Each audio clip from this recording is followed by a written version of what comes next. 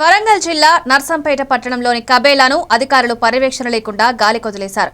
కబేలాలో జంతువులను పరీక్షించాల్సిన veterinary doctor ఏళ్లుగా హాజరు కావడం లేదు. ఫలితంగా ముద్ర లేకుండా మాంసం విక్రయం కొనసాగుతోంది. మున్సిపల్ ప్రజారోగ్య విభాగం అధికారులు మామూళ్లతో నిర్లక్ష్యం వహిస్తున్నారని స్థానికులు ఆరోపిస్తున్నారు. కబేలా బదులు ప్రైవేట్ స్థలాల్లో జంతువులను వధించడం, వ్యర్థాలను డ్రైనేజీల్లో వేయడం వల్ల పర్యావరణానికి, ప్రజారోగ్యానికి తీవ్ర ముప్పు వాటిల్తోందని ప్రజలు ఆందోళన వ్యక్తం చేస్తున్నారు.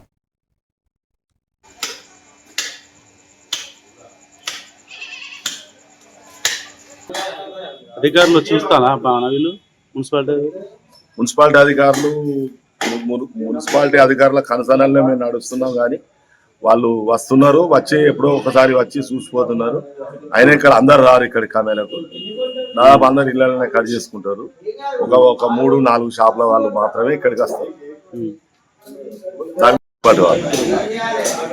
మున్సిపాలిటీ వాళ్ళు మొత్తం కమేలా అనేది మొత్తం నర్సంపేటకు సంబంధించిన మటన్ షాప్ యాజమాన్లకు సంబంధించిన ఉమ్మడి ఆస్తి.